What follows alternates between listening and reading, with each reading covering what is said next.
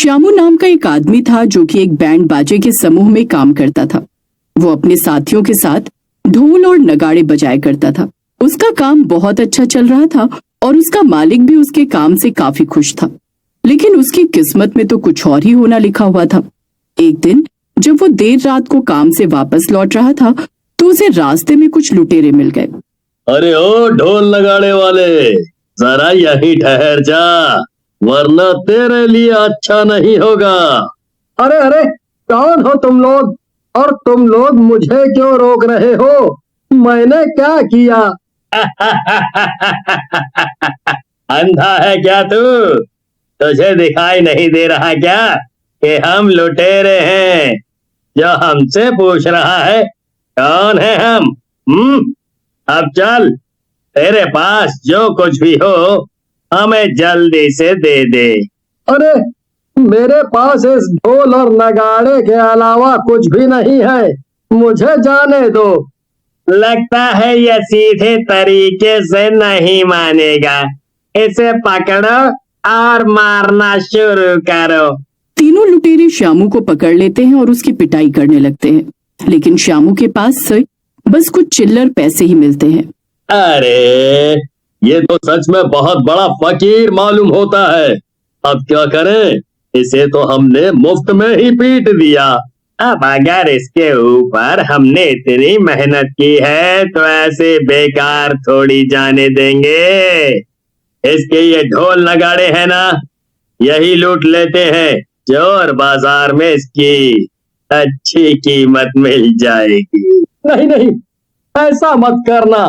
ये ढोल नगाड़े ही मेरा पहला प्यार है और उससे भी बड़ी बात ये है कि मैं इनका अपनी जान से भी ज्यादा ख्याल रखता हूँ।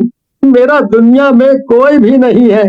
इन्हें मुझसे मत छीनो, मैं इनके बिना मर जाऊंगा। तो तुम इनका अपनी जान से भी ज्यादा ख्याल रखते हो। अब क्या कर सकते हैं? हम लोग तो इन्हें छीन कर ले जा रहे हैं। अगर तुम इनके बिना जी ना पाओ तो अपनी जान दे देना, ठीक है? लेकिन श्यामू को गुस्सा आ जाता है और वो लुटेरों से अपना ढोल वापस छीनने की कोशिश करने लगता है। तभी उनके बीच में हाथापाई हो जाती है और एक लुटेरा श्यामू को चाकू मार देता है। चाकू लगने से श्यामू वहीं पर गिर जाता है। तीनों लुटेरे वहां से दुम दबाकर भाग खड़े होते हैं। वहीं दूसरी तरफ श्यामू मर जाता है और एक डरावने भूत में बदल जाता है। ये सब क्या हो गया? मैं तो एक भद्दे से भूत में बदल गया हूँ। अब क्या होगा? नहीं नहीं, कुछ भी हो जाए, मैं अपना ढोल नगाड़े बजाने का काम बंद नहीं कर सकता हूँ। ये मेरा पहला और अब तो आखिरी प्यार है। मुझे जिंदगी ने धोखा दे दिया है, लेकिन मैं अपने ढोल को धोखा कभी नहीं दूंगा। श्यामू के भूत ने ये तय कर लिया कि वो मरने के बाद भी ढोल बजाना नहीं छोड़ेगा। अगले दिन वो रोज की तरह सुबह सुबह अपना ढोल लेकर बाकी बैंड वालों के पास पहुंच गया। एक भूत को आते देखकर सभी लोग डरकर यहाँ से वहां भागने लगे। गुज्जू बैंड का मुखिया था। वो हिम्मत करके भूत के सामने आया और बोला, कौन हो तुम हैं? और यहाँ कहाँ बढ़े चले आ रहे हो? क्या मैं भूत बनने के बाद इतना बदल गया हूँ कि तुम मुझे पहचान नहीं रहे गुज्जू भाई? अरे ध्यान से देखो मुझे, मैंने तुम्हारे साथ 5 साल काम किया है। ऐसे कैसे तुम मुझे नहीं पहचान रहे हो? क्या? श्यामू, क्या ये वाकई में तुम हो? बिल्कुल ठीक पहचाना गुज्जू भाई तुमने। ये मैं ही हूँ, श्यामू, आप सभी का प्यारा ढोल नगाड़े बजाने वाला श्यामू। फिर भूत अपने साथ हुई पूरी कहानी गुज्जू और वहां खड़े सभी। अब क्या बताऊं, दुखी तो मैं भी बहुत ज्यादा हूँ, लेकिन खैर अब कर भी क्या सकते हैं। ये तो ऊपर वाले की मर्जी थी और उसकी मर्जी के आगे किसकी चलती है। लेकिन कुछ भी हो जाए, मैं अपने काम से पीछे नहीं हटूंगा। मैं अभी भी पूरी ईमानदारी से अपना ढोल नगाड़ा बजाता रहूंगा। भूत की बात सुनकर वहां खड़े सभी लोग दंग रह जाते हैं। क्या ये तुम क्या कह रहे हो श्यामू? ये भला कैसे हो सकता है, हैं? तो तुम कैसे ढोल बजा सकते हो? अब तो तुम भूत बन गए हो ना। भूत ढोल नहीं बजा सकते क्या? अरे मरने के पहले भी मैं ढोल बजाने में इतना माहिर था, और अभी भी तुम मुझे आजमा कर देख लो। बात कला की नहीं है श्यामू, बात यह है कि अगर एक भूत हमारे बैंड में ढोल बजाएगा तो लोग क्या कहेंगे? अरे ऐसे तो लोग डर जाएंगे।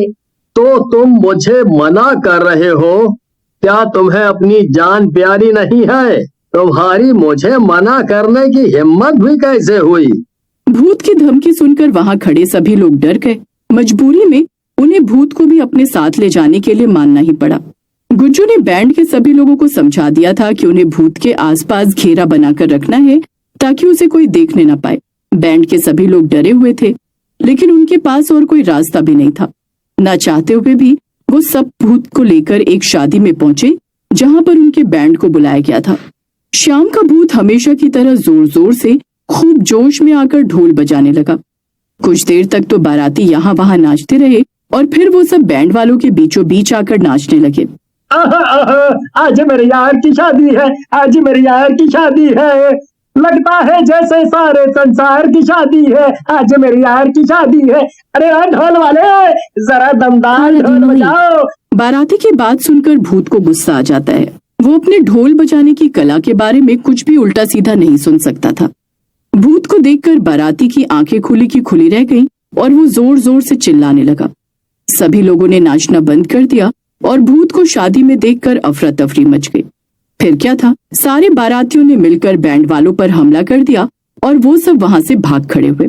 मैंने तुमसे मना किया था श्यामू कि बस चुपचाप ढोल बजाते रहना, लेकिन तुमने मेरी एक नहीं मानी। तुम्हें क्या जरूरत थी उस बाराती से भिड़ने की? अरे ये क्या, सुबह सुबह इतने सारे लोग भला यहाँ क्यों आए हैं? तो तुम ही गुज्जू हो? जी मैं ही गुज्जू हूँ। कहिए क्या काम है आपको? तो वो तुम्हारा ही बैंड है ना, जिसमें एक भूत ढोल बजाता है? जी हाँ, मेरा ही बैंड है, लेकिन आप सब पहले मेरी बात तो सुन लीजिए ना। मैं बहुत मजबूर था। मैं उस भूत को जानबूझ के अपने साथ लेकर नहीं आया था। हम तो इसलिए आए हैं कि तुमसे बुकिंग ले सके। क्या बुकिंग? और क्या? अरे सारे शहर के लोग बड़े हैरान हैं कि तुम्हारे बैंड में एक भूत ढोल बजाता है। सभी लोग चाहते हैं कि तुम ही उनकी शादियों में आकर बैंड बाजा बजाओ। उस आदमी की बात सुनकर गुज्जू हैरान हो जाता है। गुज्जू ये सब सुनकर बहुत खुश हो जाता है। उसकी सारी चिंताएं मानो एक पल में ही दूर हो गई। वो खुशी खुशी लोगों से बुकिंग करने लगता है और साथ में सबसे एडवांस भी लेता है। आज उसे महीने भर का फायदा एक दिन में हो गया था। ये तो कमाल ही हो गया। और वैसे ये तो होना ही था, मैं इतना अच्छा ढोल जो बजाता हूँ। बिल्कुल बिल्कुल श्यामू, और अब तो तुम्हें बहुत ढोल बजाना है। हम पूरे महीने के लिए बुक हो गए हैं। हाँ, क्यों नहीं, मैं तो एकदम तैयार हूँ। मैं तो बिना थके लगातार कई महीनों और सालों तक भी ढोल बजा सकता हूँ। फिर क्या था, श्यामू भूत ढोल बजाने वाला पूरे इलाके में मशहूर हो गया और इससे गुज्जू का भी बहुत फायदा हुआ।